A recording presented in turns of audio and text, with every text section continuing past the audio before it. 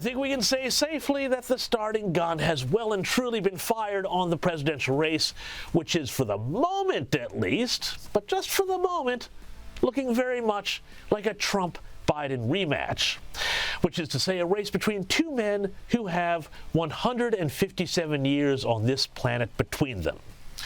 Let's check in and see how the two candidates are doing, shall we? Here's Donald Trump campaigning a night or two ago in New Hampshire, site of the next presidential primary next week.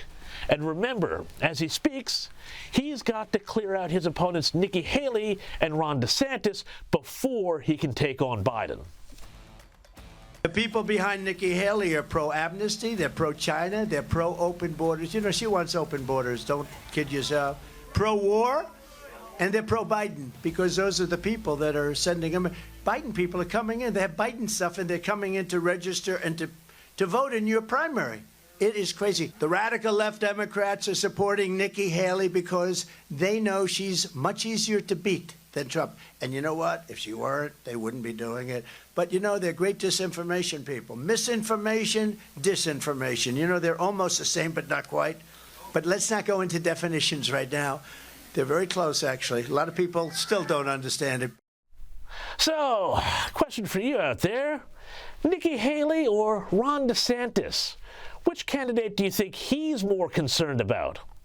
I knew the answer to the question that morning after the Iowa caucuses and saw in my email inbox not one or two, but 5 emails from the Trump campaign attacking Nikki Haley for being a warmongering, open borders-loving tool of the Democrat establishment. And this is just a small bit of the full court press we are going to see against Haley over the next few weeks, and probably at least through so-called Super Tuesday in March.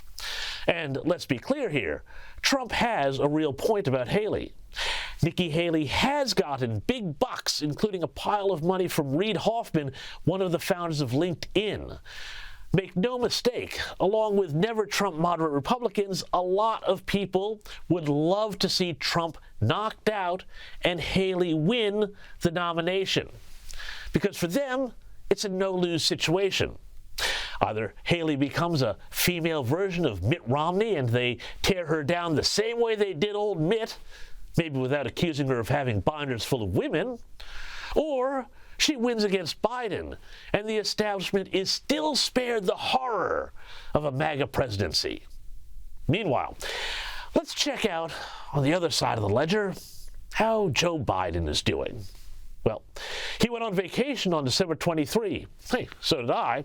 But I think even I managed more public appearances than the president did since then. I mean, have a look. He was, though, looking pretty vigorous over the break. This is Morgan Sherwin and Sam Cerruti.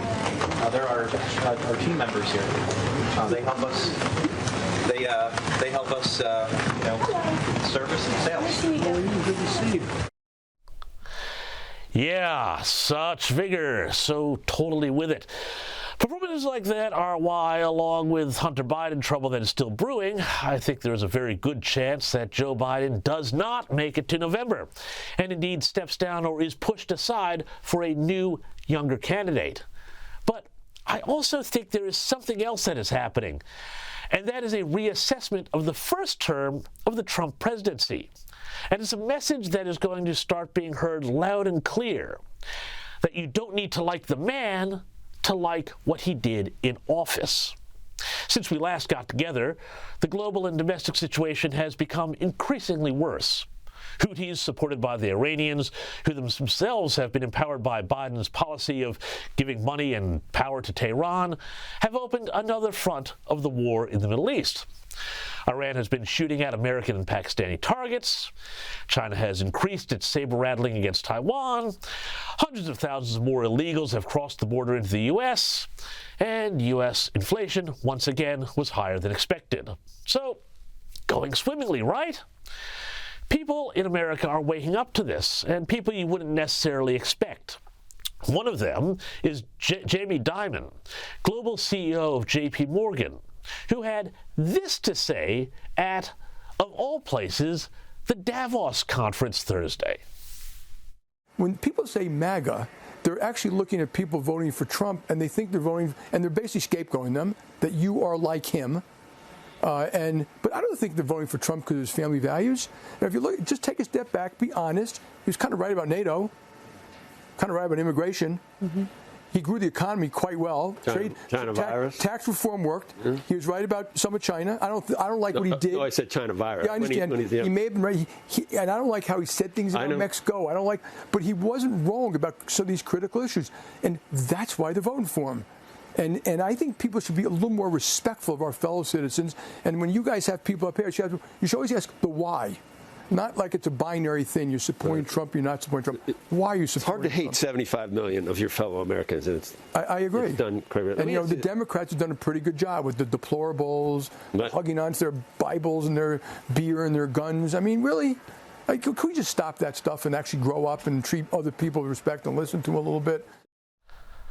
Now, I mean, that's really huge. It's remarkable coming from somebody who is at the absolute top of the elite food chain there.